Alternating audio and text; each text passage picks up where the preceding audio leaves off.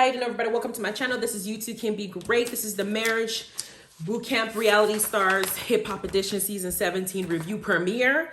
Now, I'm going to do a couple reviews tomorrow, including Growing Up Hip Hop, as well as, if there's Growing Up Hip Hop, as well as Love After Lockup. I need to start doing that as well. And when Real Housewives of Atlanta starts, I'm going to be doing that as well. I'm trying to get back into the groove. And of course, I'm doing the series. I chose violence. Whenever some crazy ass shit happens, I'm going to do that shit too to keep it going. But let's get into this review.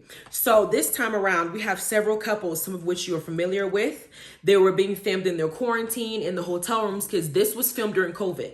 So naturally, we know that these couples that they have together right now ain't together. I'm going to tell you which ones are not together, that are fake as hell, and some that are just here to get the check, and some that might actually be real as shit. But we are now moving into quarantine space. We're now in 2022. Quarantine has since ended, so this shit is old as fuck. But let's get into it. So Mariah Lynn and Rich Dollaz coming there.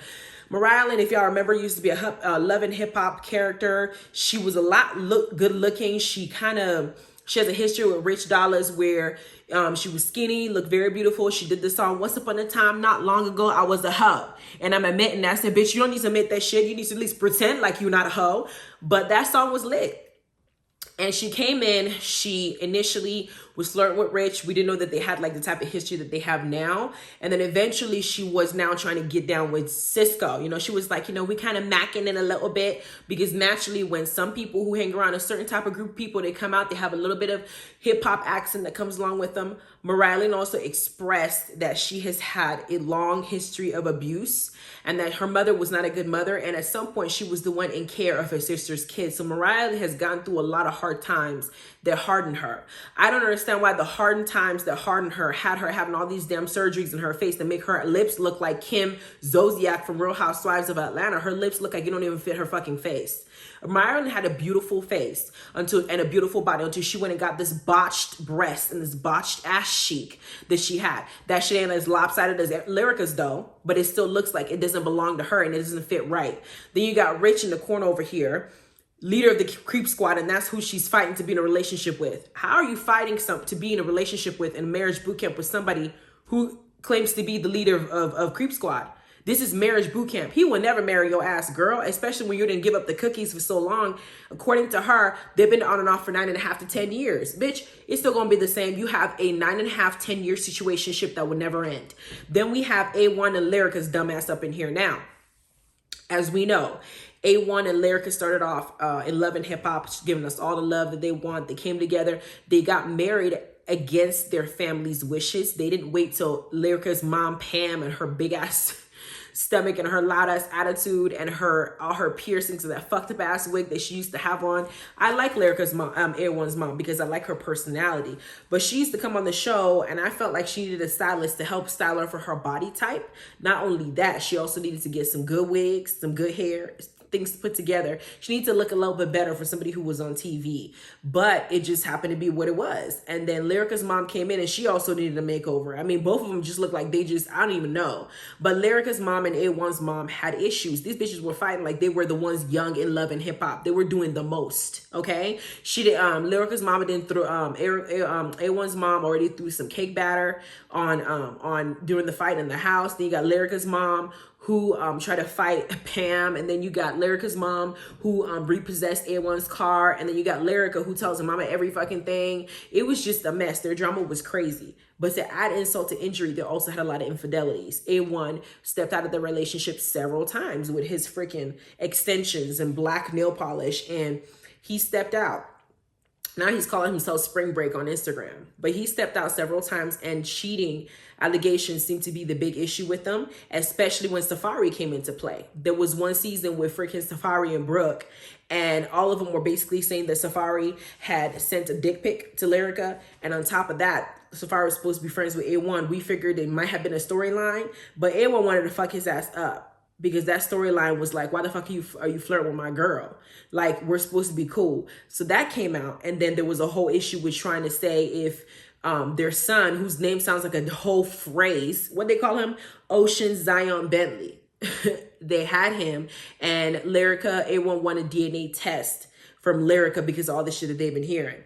So that was a whole mess. Then you got Gangsta Boo, who I'm not familiar with, but a lot of people know her in the hip hop world. And her husband, or not her husband, her husband that she wants to be Emmett, aka Soze. They've been together for 7 years without an official marriage. But you've been together for someone for 7 years and they married you, you're comfortable. You're basically cohabitating. He ain't never gonna marry you. Especially now that he has all these little issues that he says he's having. If that's the case, I don't know why y'all trying to preserve your relationship. Because as we learn later on, they have issues that need to be hashed out. Of course, that's why they're here. But their issues after 7 years is like, well, damn, either, piss to get off the pot. One of those. But then we have K. Michelle and Caston, the dentist.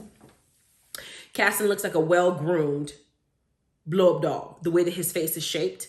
But he seems like also, he comes off like a very put-together, well-put-together guy. He seems too calm for K. Michelle's and her little wild stuff. K. Michelle is absolutely beautiful. But Caston, it seems like they're not even supposed to be together. Like the way that they look, I don't think he compliments her. I think she's prettier than him. I said it. I said what I said. I ain't taking it back. Then we have Rich Dollars having a contradicting conversation inside this damn house, talking about respect and trust. I said, you are a walking contradiction. You really are. You got no right to fix your creep squad ass mouth and tell somebody about respect and trust in a relationship. Can you even spell relationship? Shut up. Then we have A1 and Lyrica already getting into it with Lyrica letting everybody know that A1 did cheat on her so many freaking times, and that's why they're there. And of course, A1 is saying, yeah, I cheated, but I'm here to fix my relationship. Lyrica and A1, do I think that they're going to be together? No, because now in the present, they're not together. That's facts. They're not together in the present. When they filmed this, they may have been trying to work it out. But any fool could see that that shit can't work out. Once you cheat on somebody the first time, it's already difficult to gain trust back. Then you do it multiple times, and then you do it with a bitch is in her face. Talking to her, letting her know what her man is doing behind her back, in her face. Like, pause that mess. It's too much. It's too much. It's too much. And your excuse is, oh, I was depressed, or oh, I was going through this. No. You know what the fuck you were doing. And we're supposed to be married. We renewed our vows. We had this whole ceremony. I was pregnant with your child, went through a whole mess. I did a DNA test for your ass, and you had the nerve to cheat on me again. And you want to, I think he cheated with Summer Walker at some point, and this bitch had the nerve to sit up in her face and say, yes, she was fucking A1. Girl, boy, bye. This shit ain't gonna work. Then we have the courtroom scene with Dr. Ish and Judge Lynn told her. Now, Judge Lynn's going to talk to each individual and find out what it is about the relationship that they want to work on. So Gangsta Boo and Emmett go up, and control becomes an issue because Gangsta Boo monitors Emmett. When he goes to the store, she calls him 10 minutes after he leaves the house. When he goes to take a shower, she calls him 5 minutes after he's in the shower. When he goes to take a shit, she's up in his booty, making sure that she can see what's up in those booty holes. When he's sleeping, she's in his dreams, making sure that he's in check. And for Emmett, he's talking about how some of the shit that she says and does to him is emasculating. He's very insecure about certain things, and she plays on those insecurities. Meanwhile, Gangsta Boo was saying that as a black woman, he doesn't listen to me, or he doesn't hear me. He kind of like disregards what I'm saying or dismissing what I'm saying. And when that happens, I don't respect him, so he gets what he gets. As a black woman, child, he's not going to be able to understand what struggles you go through or how to listen to you. You come off as aggressive to him, which is why he thinks you have an attitude problem, as opposed to you being a passionate person.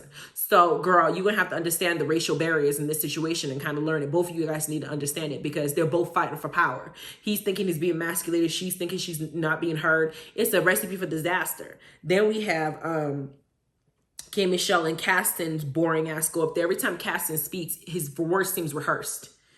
Like, you be like, hey, Caston, how do you feel? He'll give you that very generic answer like CeeLo used to do when he was on here.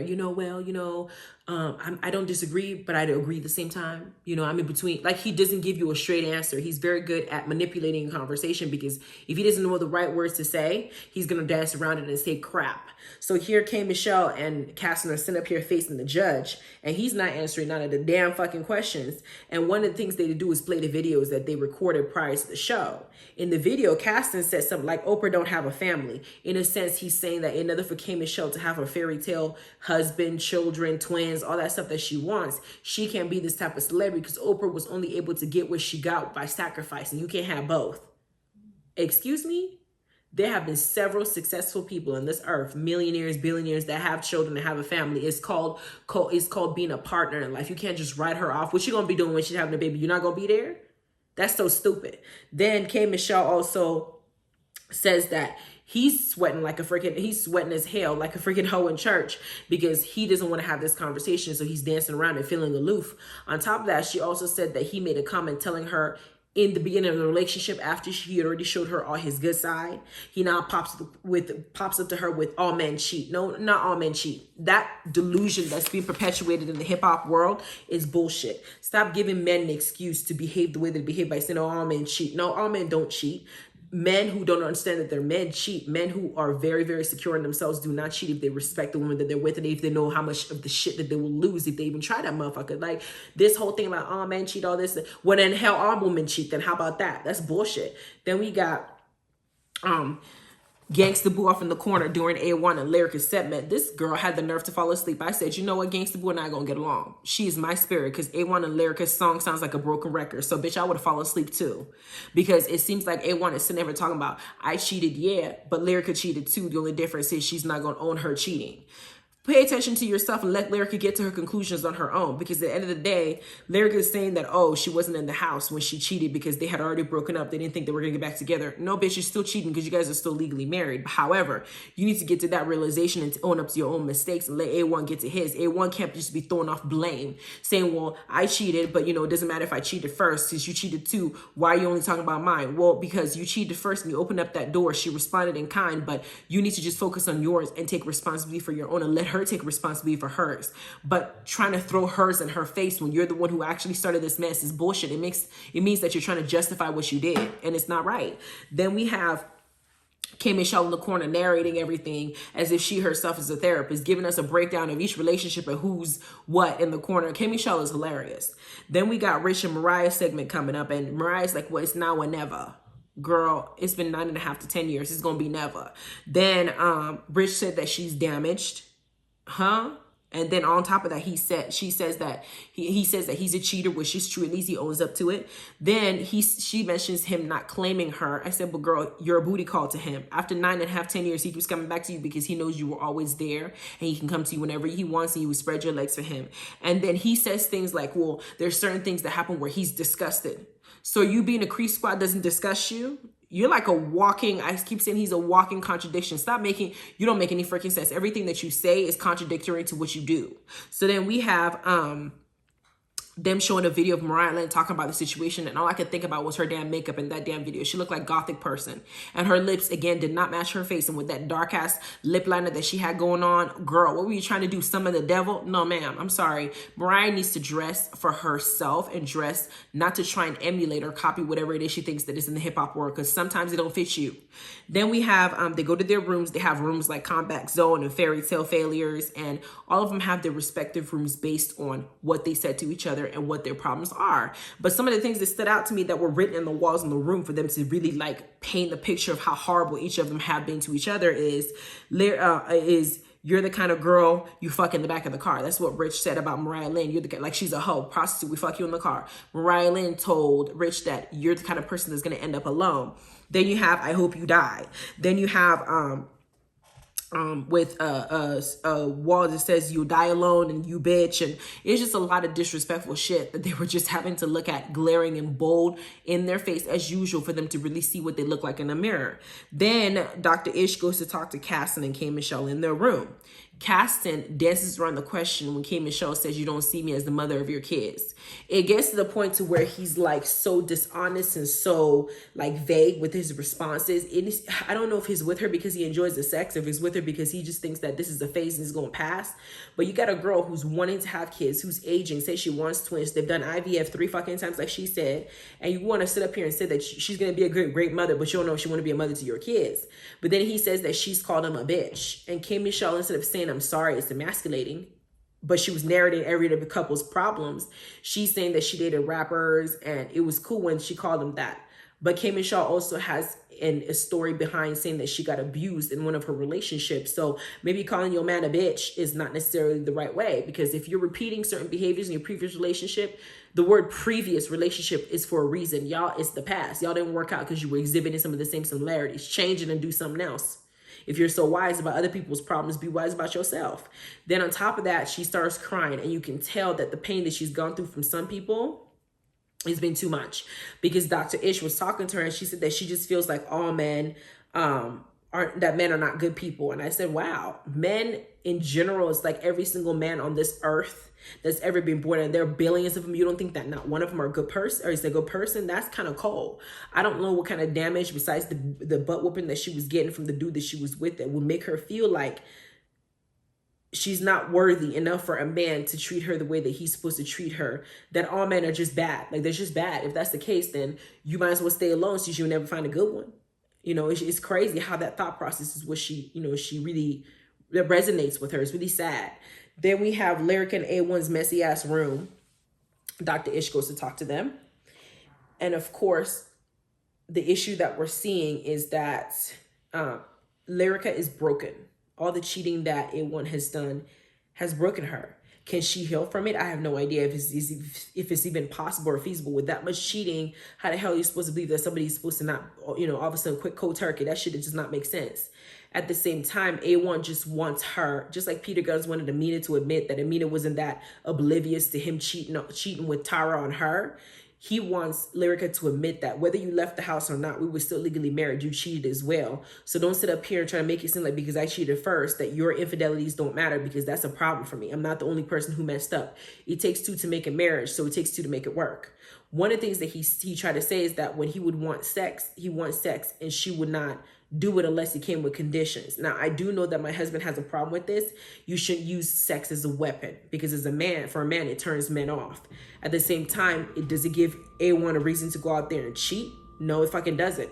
So they're talking, and of course their communication is completely off. Lyrica starts going off on A1. A1 is sick of hearing this shit. He gets up, throws a freaking temper tantrum, talking about pack my shit, I'm done, I want to go home. And that's how the episode ends. You know, we already know that some of these couples aren't together.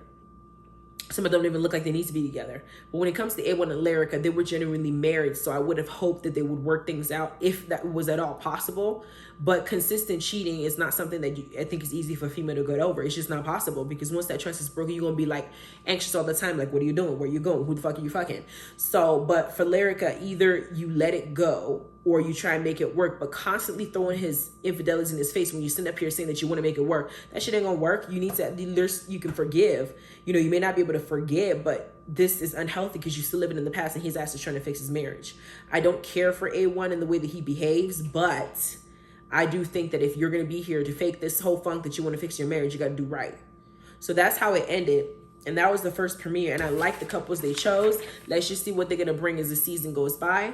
So I'm going to stop here. You guys have a good rest of your evening. I'm going to do Growing Up Hip Hop tomorrow, and possibly Love After Lockup with the episodes. I'm going to go over episodes 1, I think, to 5 or 4, whichever one it stops. Just a few nice little nuggets for us to to listen to. Check the description box below. Have a good rest of your evening.